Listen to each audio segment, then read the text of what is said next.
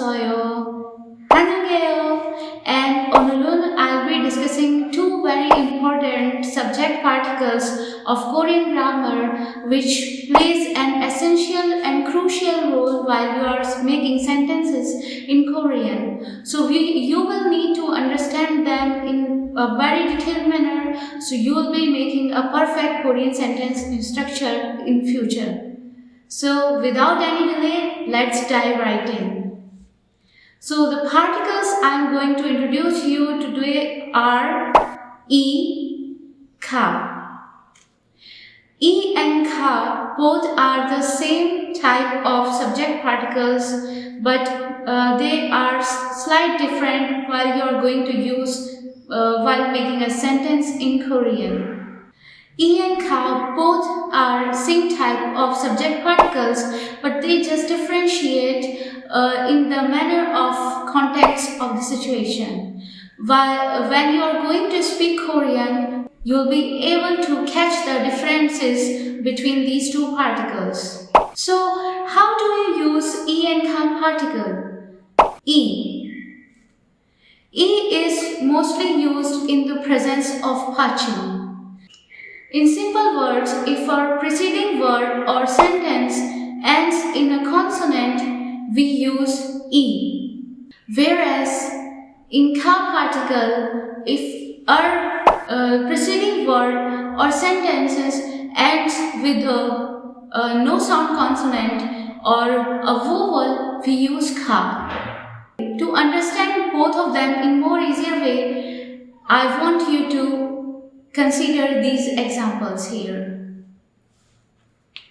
이름이 뭐예요? 이름이 뭐예요? Here you can see in the word 이름, it ends with a ma patching, so we are going to use E particle because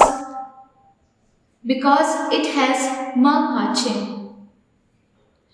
Similarly, when you are going to say 날씨가 어때요? 날씨가 어때요? So the word 날씨 ends with the E vowel, and hence we are going to use ka particle in this sentence.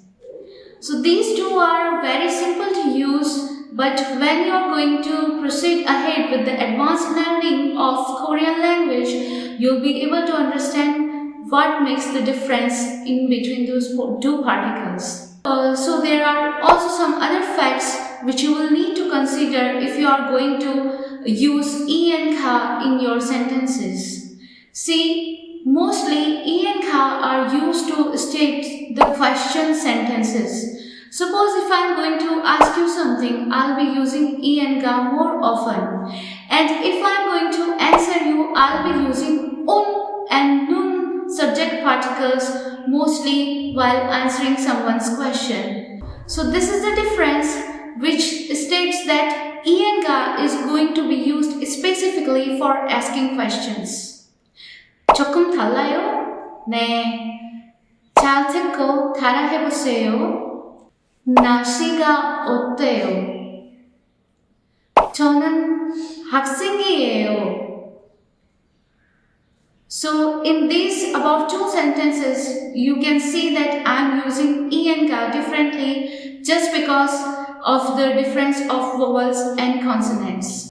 Here you have understood that vowels and consonants, or we can say patching, in the grammar you will see that how the patching or separation consonants plays the crucial role while making sentences in Korean. Great job! 수고하세요. So this is the meaning of E and ka subject making particle in Korean grammar, and in my upcoming video I am going to explain you un and nun in more detailed manner, so you'll be able to understand that what's the essence of un and nun particle and what makes them different as from E and ka. 감사합니다. 구독, 좋아요, 알람 설정 부탁드려요. 안녕.